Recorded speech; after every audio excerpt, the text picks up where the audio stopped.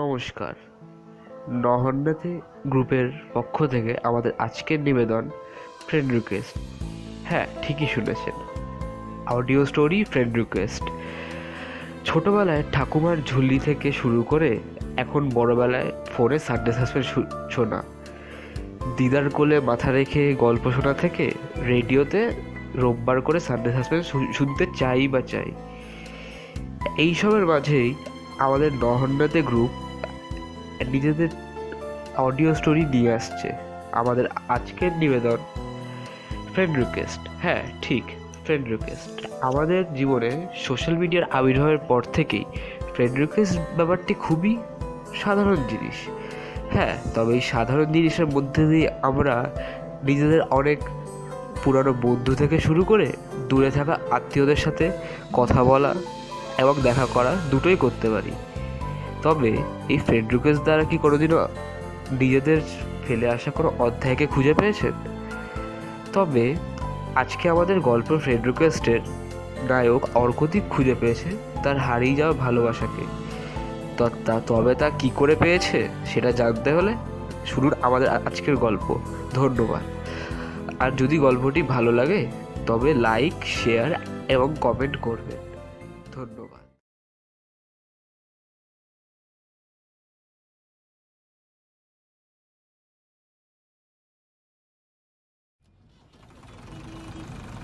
Public বাসে ভিড়ের মধ্যে ঠাসাঠাসি করে দাঁড়িয়েও লোকজনের মোবাইলের দিকে চোখ ঠিকরে থাকার অন্ত নেই।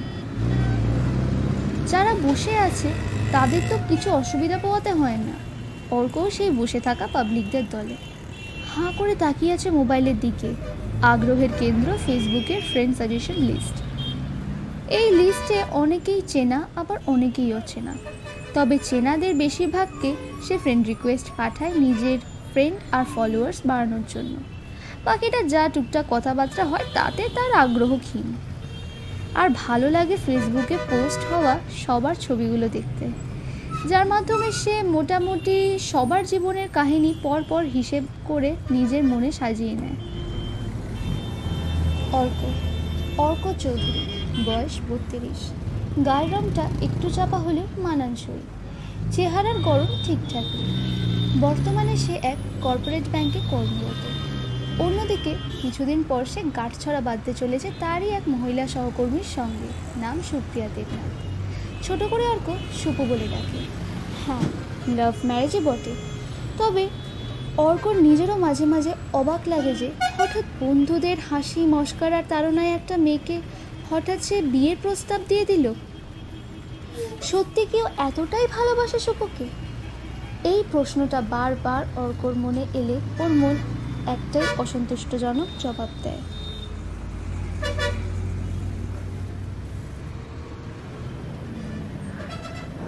যাই হোক, বউয়ের প্রতি ভালোবাসাটা থাকা উচিত এবং কর্তব্য আশা করি। তাছাড়া বিয়ে তো একদিন করতেই হবে। আর সুপু ভালো মেয়ে, সুন্দরী।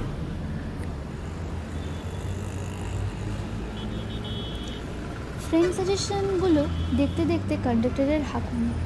টিকিট। মোবাইলটা পকেটে রেখে মানি ব্যাগটা প্যান্টের পকেট থেকে বের করে নিলে অর্ক। একটা 10 টাকার নোট কন্ডাক্টরের হাতে ধরিয়ে দিয়ে বলল, দাদা, একটা নয়। টিকিট সমেত 1 টাকা ফেরত নেওয়ার পর বুক পকেটে সেটা ঢুকিয়ে আবার মোবাইলটা বের করল। দেখতে দেখতে হঠাৎই একটা ছবিতে ওর চোখ আটকে গেল। মনে মনে ভাবছিল, কে এই মেয়েটা? চেনা চেনা লাগছে তো। ভাবতে ভাবতে প্রোফাইলটা খুলে মেয়েটার নামটা ভালো করে দেখল, পৃথা অধিকারী।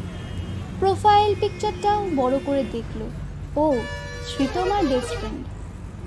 আনমনে হঠাৎই পৃথাকে ফ্রেন্ড রিকোয়েস্ট পাঠিয়ে দিল অর্ক। অনেক অনেক দূরের বন্ধু পৃথা। ভাবলো আন্ডু করবে রিকোয়েস্টটা, তারপর ভাবলো থাক। মোবাইলটা বন্ধ করেই পকেটে রাখলো।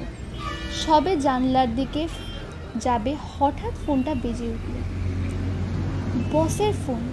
সত্যি তো, জ্যামে আটকে পড়ে অফিস পৌঁছাতে আজ ওর অনেকটাই দেরি হয়ে গেছে। ফোনটা ধরেই ও বলল, হ্যাঁ স্যার, আসছি। সরি স্যার, আসছি, একটু লেট হয়ে গেল, আসছি। বসের কলটা কেটে ফোন হাতে নিয়েই অর্ক বাস থেকে নেমে গেল। যদিও ও পরের স্টপেজেই নামতো, কিন্তু রাস্তার যা অবস্থা, অবশ্য ব্যস্ত শহরকে মনে হয় এইসবই মানায়। সবাই এখানে নিজেকে নিয়ে ব্যস্ত যে যার কাজে, অর্কও তাই। রাস্তাটা কোনো ক্রমে পার হই ওপাশের ফুটপাত ধরে সে প্রায় দৌড়াতে লাগলো। অফিসে ঢুকে একটা স্বস্তির হাফ ছেড়ে ঠিক করলো প্রথমে বসের সাথেই দেখা করবে। এরপর লিফট ধরে সোজা উঠে গেল 6 তলায় বসের জন্য। শুরু হলো অর্কর লোড লাঞ্চা ব্যস্ত জীবন।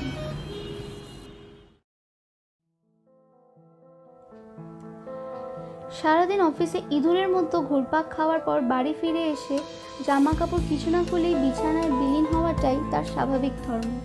কিন্তু আজ সন্ধ্যায় বাড়ি ফিরে বিছানায় বিলীন হয়ে যাওয়ার পর মুহূর্তেই শটাং লাফিয়ে ওঠে সে। পাশে পড়ে থাকা অ্যান্ড্রয়েড হ্যান্ডসেটটাকে নিয়ে আবার ব্যস্ত হয়ে পড়ে। উপুর হয়ে শুয়েই আবার হাতড়ে বের করে পৃথা অধিকারীর প্রোফাইল। দেখে সে অনলাইন আর ফ্রেন্ড রিকোয়েস্টটাও অ্যাকসেপ্ট করেছে। অর্ক অকপটে পৃথাকে একটা হাই লিখে পাঠালো। উত্তর এলো, বল। ও অন্য কিচ্ছু জিজ্ঞাসা করলো না। অনেক দিন দেখা সাক্ষাৎ নেই, এরকম একটা উত্তর পেয়ে অর্ক হতাশ হলো। বুঝলো পৃথা সেরকম ভাবে ওর সাথে কথা বলতে চায় না। হয়তো পৃথা সে তো আমার বেস্ট ফ্রেন্ড বলে। তবুও অর্ক কথা বলল। কেমন আছিস? ভালো। ওই এফবিতে দেখলাম তোকে লেখা আছে বিয়ে করেছিস নাকি রে? হ্যাঁ রে। খানিকটা নিজে যেচেই কথা বলে অর্ক। আবার বলে, আচ্ছা বলছি যে কেমন আছেন পরিবারের সবাই? ভালো। আচ্ছা আচ্ছা, ভালো ভালো। আমিও এই কয়েক মাস পরে বিয়ে করবো, বুঝলি। ভালো।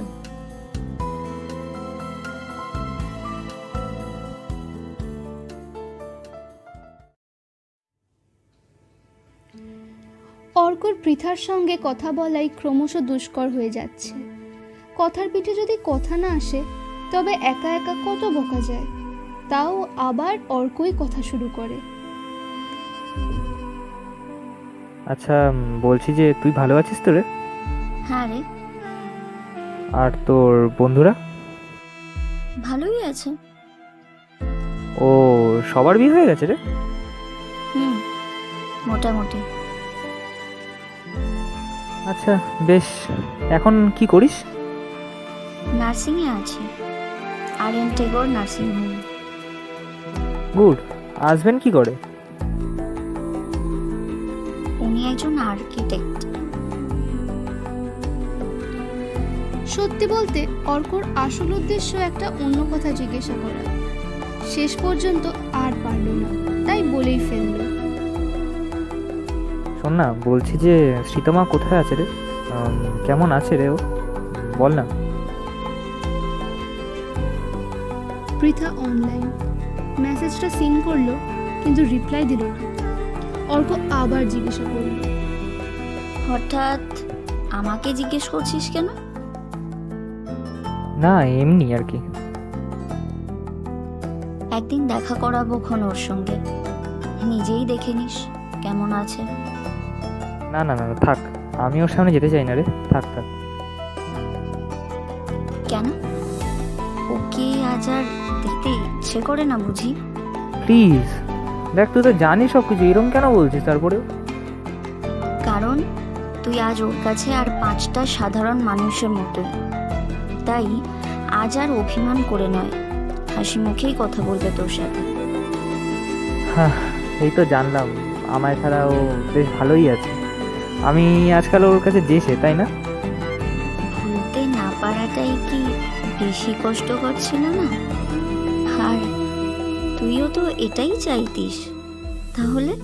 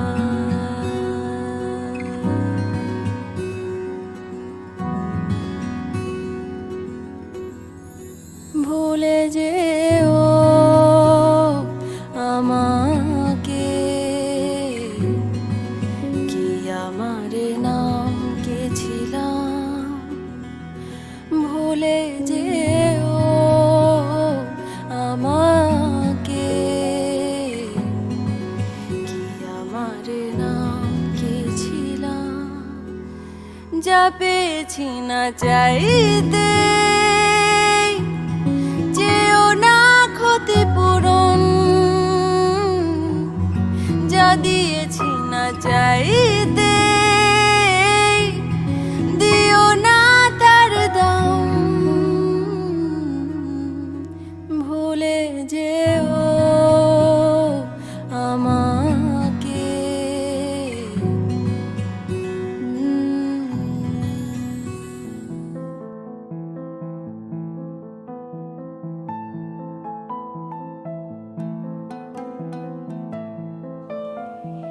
এই মেসেজটা সিন করে অর্কর চোখে হঠাৎ পুরনো স্মৃতির কিছু বাষ্প ঘনীভূত হতে শুরু করলো।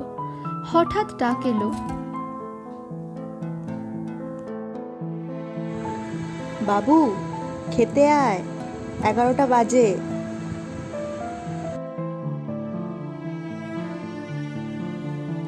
অর্ক দেখল সত্যি কখন এত রাত হয়ে গেল ও বোঝেনি। জামা কাপড় ছেড়ে একটু ফ্রেশ হয়ে মোবাইলটা হাতে নিয়েই ও ঘর থেকে বেরিয়ে যাচ্ছিল। বেরোনোর সময় আবার ঘরে ঢুকে মোবাইলটা ছুঁড়ে ফেলে দিল অর্ক খাটের ওপর নিতান্তই অবহেলা। খানিকক্ষণ পর খেয়ে দিয়ে আবার এসে বসলো বিছানায়। উল্টে পড়ে থাকা অ্যান্ড্রয়েড হ্যান্ডসেটটা হাতে তুলে নিয়ে দেখলো পৃথার পাঠানো একটা মেসেজ। কাল বিকেল 5টায় পারলে সাউথ সিটি মলের সামনে দেখা করিস। কাল শ্রীতমার বাড়ি যাব, ইচ্ছে হলে যেতে পারিস। আমার কন্ট্যাক্ট নাম্বার 983067। দেখতে দেখতে ঘড়ির কাঁটায় পরদিন বিকেল 5টা বেজে গেল। সারা দিন উৎকণ্ঠা, প্রবল উত্তেজনায় কাটানোর পর অর্ক অবশেষে ঠিক করেছে সে যাবে। হ্যাঁ, সে যাবে। অন্তত দেখে আসুক একবার যে শ্রীতমা তার নতুন জীবনে সুখী আছে। তখন তো আর তারও সুখী হতে বাধা থাকে না। যাবো না করে করে শেষমেশ অর্ক সিদ্ধান্ত নিল সে যাবেই।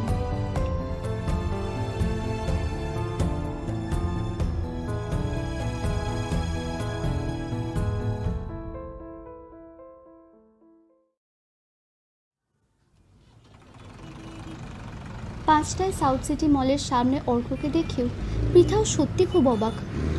ভাবতেই পারিনি যে অর্ক আসবে। তবে যত যাই হোক না কেন, অর্ক শ্রীতমার ভালোবাসা মাত্রা ছাড়া ছিল। সেটা কোনোদিনই অন্য তথাকথিত প্রেমগুলোর মতো হতেই পারে না। এটাই বলা মুশকিল যে সেটা নিছকই বন্ধুত্ব না প্রেম। কেউই কারোর কাছে ধরা না দিয়ে কেমন অদৃশ্যভাবে ভালোবাসা নয় মায়ার বাঁধনে জড়িয়ে থাকে। এটাই হয়তো সত্যিকারের ভালোবাসা। তাই সেটা কোনোদিনও শেষ হওয়ার নয়। শ্রীতমা বরাবর একটু ছেলে মানুষ গোছের, যে যা বলে যা বোঝায় সব বিশ্বাস করে নেয়। অর্ক এটার সুযোগ নিত। ওকে খালি খালি অন্য মেয়েদের প্রশংসা শুনিয়ে রাগাতো। তবে শেষ পারেরটা বড্ড বেশি বাড়াবাড়ি করেছিল অর্ক, যার জন্যই হয়তো আজ। আচ্ছা থাক, তবে শ্রীতমার থেকেও পৃথার বেশি বিশ্বাস ছিল অর্কর ভালোবাসার ওপর। পৃথার বিশ্বাস আজও অর্ক ভাঙেনি। লোক দেখানো ফুটপাতে শ্রীতমার হাত ধরে হাঁটেনি অর্ক, বরং ওর হাত শক্ত করে ধরে ওকে রাস্তা পার করে দিয়েছে। ঠিক যেমন করে শ্রীতমার বাবার হাত ধরে রাস্তা পার করতে অভ্যস্ত ছিল। হ্যাঁ, এই তো সেই অর্ক।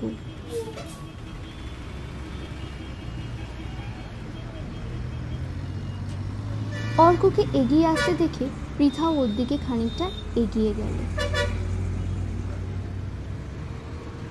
চল রে। কোথায়?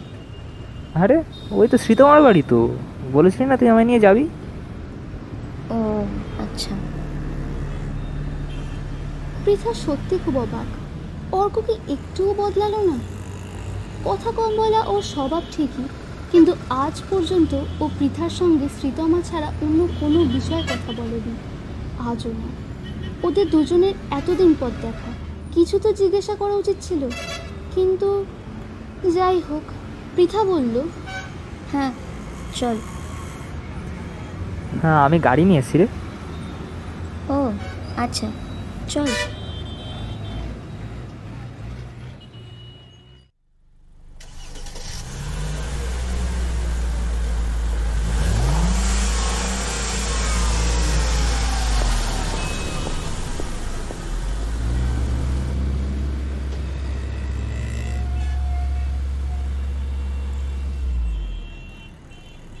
পৃথা ও অর্ক দুজনেই গাড়িতে উঠে বসল।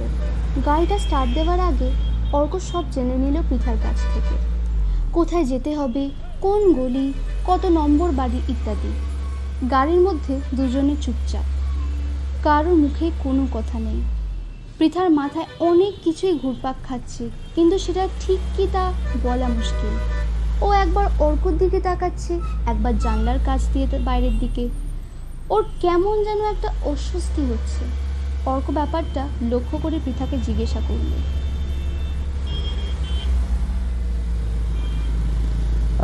বলছি যে কিছু কি হয়েছে, বলতে পারিস কিন্তু আমাকে। না না, কি কি হবে?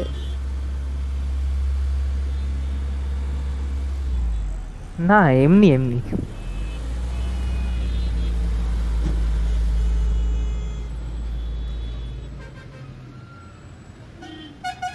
গাড়িটা চলতে চলতে হঠাৎ থেমে গেল। পৃথার নিজের অজান্তেই দেখল যে গাড়িটা শ্রীতমার বাড়ির ঠিক সামনে দাঁড়িয়ে। প্রথমে পৃথা গাড়ি থেকে নামলো, তারপর গাড়িটা পার্ক করে অর্ক গাড়ি থেকে নামলো। অর্কর গলাটা ক্রমশ ধরে যাচ্ছে, গলাটা যেন শুকিয়ে আসছে, হাত পা অবশ হয়ে যাচ্ছে।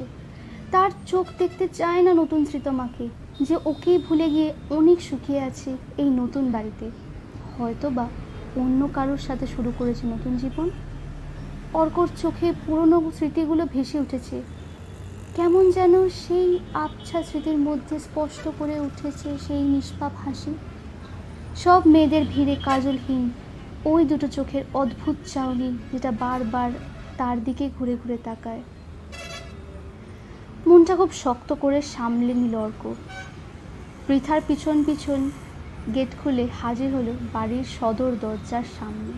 পৃথা কলিং বেলটা বাজাতেই একটা মেয়ের মিষ্টি গম্ভীর স্বর উঠে এলো, যাই যাই, যাচ্ছি।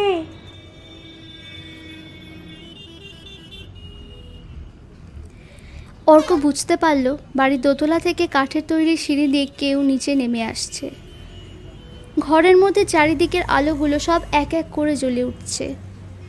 বাড়ির সদর দরজার উপর লাগানো আলোটাও জ্বলে উঠল। দরজাটা নিস্তব্ধে খুলে গেল, খুব আস্তে করে। গালে টোল পড়া সেই একরাশ হাসি নিয়ে একটি মাঝবয়সী মেয়ে দাঁড়িয়ে আছে, পরনে একটি ফুল প্যান্ট ও একটি ফ্লোরাল প্রিন্টের জামা। বুঝে নিতে অসুবিধা হয় না, এইটাই শ্রীতমা। এত দিন পর শ্রীতমাকে চোখের সামনে দেখে অদ্ভুতভাবে মনটা মোচড় দিয়ে উঠল অর্কর। এটা আনন্দে না দুঃখে তা সে জানে না, তবে অর্ক হয়তো শ্রীতমার চোখ ছাড়া আর অন্য কিছুই লক্ষ্য করেনি। শ্রীতমাকে দেখে মনে হলো সে অবাক। অর্কর মুখের দিকে তাকিয়ে আছে হাঁ করে। শ্রীতমার মুখের টোল পড়া হাসিটাও ম্লান হয়ে যাচ্ছে ধীরে ধীরে। অর্ক বুঝল এরপর হয়তো শ্রীতমাকে বাড়িতেই ঢুকতে দেবে না। পৃথা যতই বলুক, অর্ক তো জানে শ্রীতমা কিছুই ভোলেনি, সবই মনে আছে ওর। আর হয়তো সেই জন্যই অস্ফুষ্ট স্বরে শ্রীতমা মুখ খোলে, বলে, পৃথা, ইনি কে? ইনাকে তো ঠিক চিনতে পারলাম না। ওর নাম অর্ক, আমার মামাতো ভাই। একই সঙ্গে বেরিয়েছিলাম, ভাবলাম দেখা করে যাই, তাই এলাম। আরে আগে বলবি তো। আয়, ওনাকে ভেতরে নিয়ে আয়। আসুন আসুন, ভেতরে আসুন।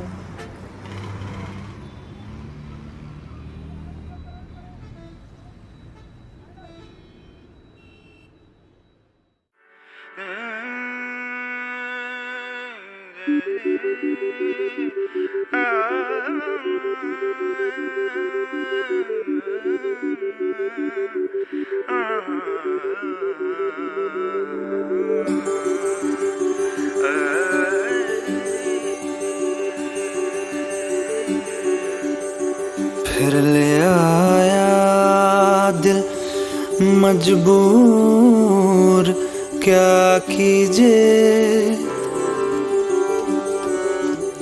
रास ना आया, रहना दूर, क्या कीजिए दिल कह रहा उसे मुकम्मल कर भी आओ। वो जो अधूरी सी बात बाकी है, वो जो अधूरी सी याद बाकी है, वो जो अधूरी सी याद बाकी है।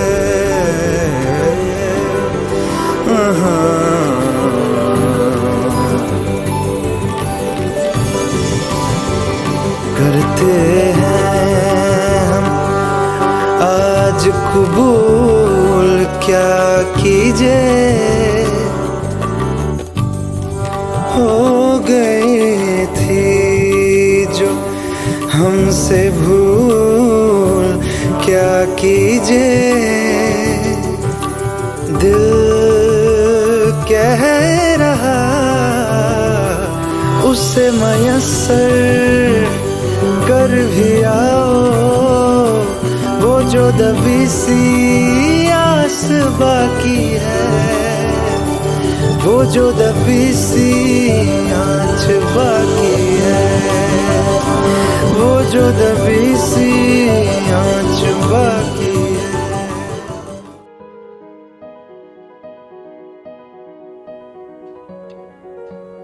ওরা তিনজন একটা সোফার উপর বসলো। শ্রীতমা পৃথার সঙ্গে গল্পে মশগুল। শ্রীতমার ব্যবহারে অর্ক পুরোপুরি স্তব্ধ। শেষ পর্যন্ত না চিনতে পারার নাটক, এতটা অপমান। অর্ক সোফার এক কোণে চুপচাপ বসে শ্রীতমার দিকে তাকিয়ে আছে। ওর মনে অনেক প্রশ্ন। হঠাৎই দেখতে পেল শ্রীতমার কপালের ডান দিকটা খানিকটা কাটা, মানে স্টিচের দাগ। কি হয়েছিল কে জানে, অনেক দিনই তো যোগাযোগ নেই। এছাড়া মাথার চুলগুলো ছোট করে কাটা, ছেলেদের মতো। অর্কর মনে পড়ল ও শ্রীতমাকে বলেছিল লম্বা চুল রাখতে, ওকে খুব মানায়। একটা দীর্ঘ নিঃশ্বাস ফেলল অর্ক। হয়তো শ্রীতমার এই পরিবর্তনই অর্ককে বুঝিয়ে দিতে চায় যে সে অর্ককে ভুলে গেছে। তবে নিজেকে আজও বদলাতে পারেনি শ্রীতমা। ও যতই নিজেকে বদলাতে চাক না কেন, অর্কর চোখে শ্রীতমা একই। হঠাৎই শ্রীতমা বলে, ওই দেখ পৃথা, উনি চুপচাপ বসে আছেন, বোর হচ্ছেন। দাঁড়া, তোদের জন্য কিছু খাবারের ব্যবস্থা করি। এই বলে শ্রীতমা উঠে চলে যায় রান্নাঘরের দিকে। অর্ক স্থির, চুপচাপ। পৃথা সবই বুঝতে পেরেছে। অর্ককে কি বলবে ভেবে পেল না, তাও বলল, ও তোকে মনে আছে রে, তোর সাথে একটু মজা করছিলাম আর কি। অর্ক পৃথার কথায় খানিকটা রেগে গিয়ে উত্তেজিত হয়ে পড়ল। মজা? হাসালি? অপমানে সব মাথা ছাড়িয়ে গেছে আজ। এতটা অভিমান, এত অভিনয়, একটু কথাও বলা যায় না? আমি এত পর দূরে চলে গেছি বলে আমার কষ্ট হয়নি সেদিন? হ্যাঁ, আমার কষ্ট দুঃখ কিছুই হয় না। না, ওর ভালোবাসায় তুই বেঁচে আছিস, স্মৃতিতে নয়। হৃদয়ের প্রতিটি স্পন্দনে আছিস তুই।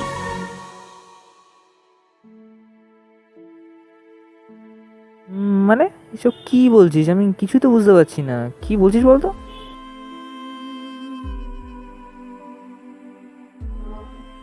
অবাক হলেও এটাই সত্যি, ও তোকে ভুলে গেছে, আমাকেও।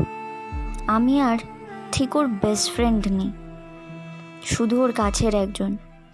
আসলে ওর কার অ্যাক্সিডেন্ট হয়, সেই নার্সিংহোমেই ও ভর্তি ছিল যেখানে আমি একজন নার্স।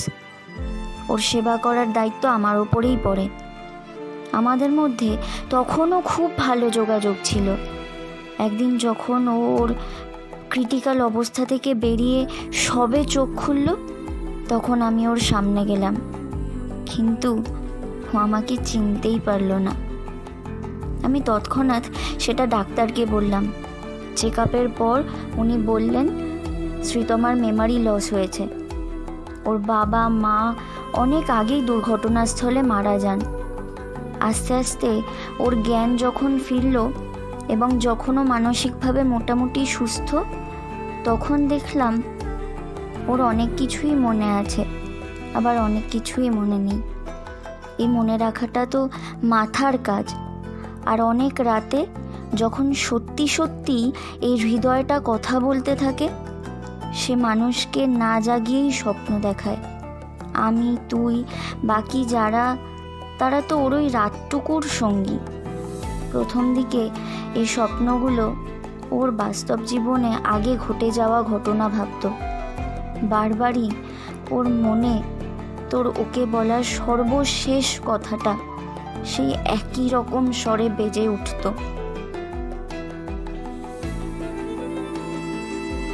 পৃথা একটু থেমে আবার বলল,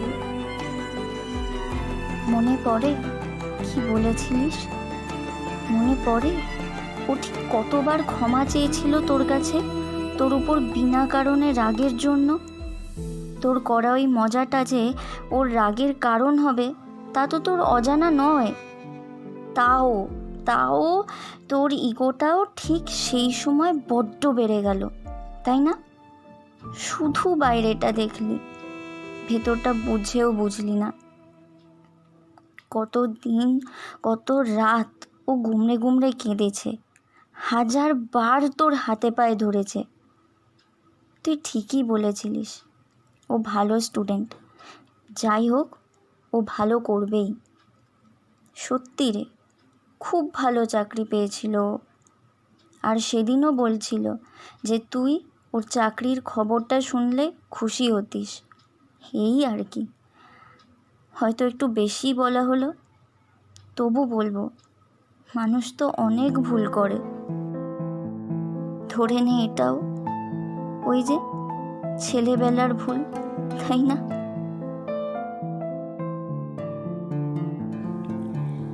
অর্ক অপলক দৃষ্টিতে তাকিয়ে থাকে পৃথার দিকে।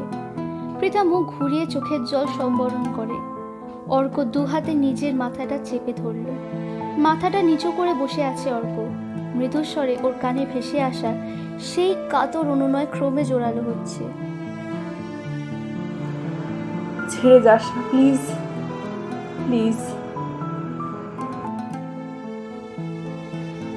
অর্ক মাথা তোলে, দেখে শ্রীতমা রান্নাঘর থেকে বেরিয়ে এলো। সোফার সামনে টি টেবিলটায় সাজিয়ে পরিবেশন করলো 3 কাপ কফি আর 3টে বার্গার। শ্রীতমা বলে, নিন, আমার বাড়িতে প্রথম এসেছেন, বেশি কিছু কিন্তু করতে পারিনি, কিন্তু এইটুকু খেয়ে নিন। একটা কথা বলবো, বলছি যে তুই করেই তো বলতে পারেন আমায় পিঠার মতো, কোনো অসুবিধা আছে কি আপনার? আচ্ছা বেশ, চেষ্টা করব। আসলে প্রায় 1 বছর ধরে আমি পৃথাকে চিনি। ওর তুমি যে কখন তুই হয়ে গেছে সেটা বুঝতেই পারিনি। ক্রমশ আলাপ জমে উঠল। অর্ক অনেকভাবে অনেক কথায় শ্রীতমাকে পূর্ণ স্মৃতি মনে করানোর চেষ্টা করে ব্যর্থ হয়। তবে যাই হোক, অনেক পুরনো নির্ভেজাল বন্ধুদের আড্ডাটা সেদিন আবার জমে উঠল।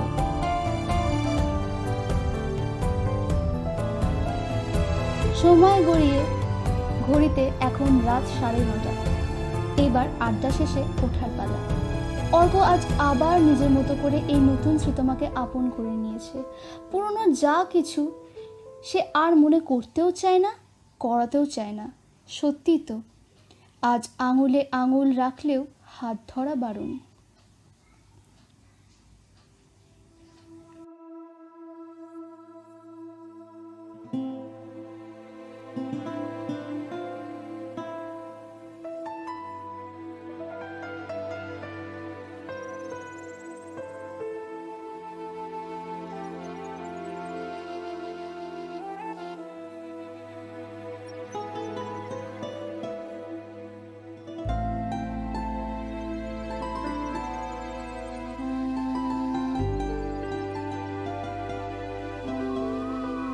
শ্রীতমা আবার চাকরিতে জয়েন করেছে। ওর হঠাৎ থমকে যাওয়া জীবন নতুন করে ব্যস্ত হয়ে পড়েছে। বরাবরই ওর ফেসবুকে কোনো অ্যাকাউন্ট ছিল না, কিন্তু অর্ক ওকে অনেক রিকোয়েস্ট করে ওকে দিয়ে ফেসবুকে একটা অ্যাকাউন্ট খুলিয়েছে। তাতে অর্ক ফ্রেন্ড রিকোয়েস্ট পাঠালে সেটাও অনেক দিন আগেই অ্যাকসেপ্ট হয়ে গেছে। কয়েক মাস হলো অর্কর বিয়ে হয়েছে, সংসার নিয়ে সে ব্যস্ত। মোবাইলটা আজকাল বেশিরভাগ সময় এমনি বাড়ির একটা এধার ওধার থাকে, অর্ক কেবল মাঝে মাঝে ভাবলেশীনভাবে খানিকক্ষণ তাকিয়ে থাকে মোবাইলটার দিকে। সেদিন অর্ক অফিসের কাজে বাড়ির বাইরে ছিল। বাড়ি থেকে খানিকটা দূরে, শহর ছাড়িয়ে খানিকটা মাটির ছোঁয়ায়। অর্ক রাতে মফস্বলের একটা 3তলা লজের একটা ছোট ঘরে যখন একা বসে, তখন সে তার মানি ব্যাগটা প্যান্টের পকেট থেকে বের করে নিল। মানি ব্যাগটা খুলে বের করে নিল একটা পাসপোর্ট সাইজের ছবি। ওটা সুপ্রিয়ার ছবি, যেটা সুপ্রিয়া অর্কর মানি ব্যাগটাতে রেখে দিতে বলেছে। ওর আদুরে সুপুকে যাতে ও সব সময় মনে রাখে, তার জন্য এই ব্যবস্থা। অর্ক ছবিটা আবার যথাস্থানে ঢুকিয়ে রেখে দিল। অর্ক ঘরের একটা মাত্র জানলার কাছে এগিয়ে গেল। জানলার বাইরেটা অন্ধকার, মাঝে মাঝে ঝিঝি পোকার আওয়াজ শোনা যাচ্ছে। হঠাৎ শ্রীতমার হাসিটা মনে পড়ল ওর। অর্ক ব্যঙ্গ করে বলেছিল, শ্রীতমার হাসিটা নাকি অনেকটাই কুকুরছানার কুই কুই ডাকের মতো। আজ আবার যেন ঝিঝি পোকার কলতানে শ্রীতমার অবিরাম সেই কথা বলার ছন্দ যেন ধরা পড়ছে। এ কি সব আলতু ফালতু ভাবনা! মুচকি হেসে মাথা নামিয়ে নেয় অর্ক।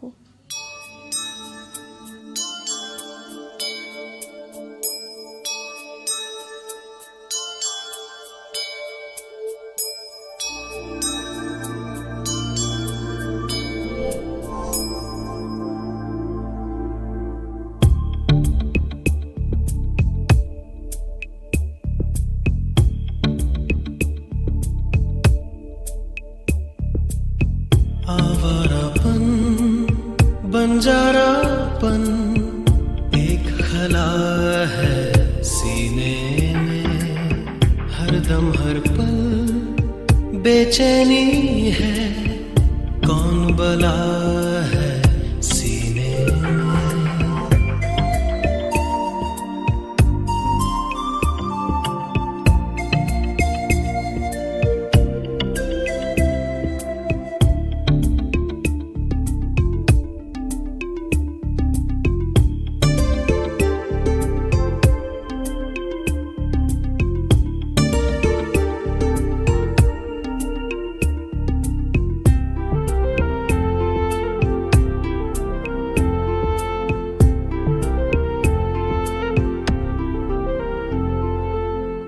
इस धरती पर जिस पल सूरज रोज सवेरे उगता है,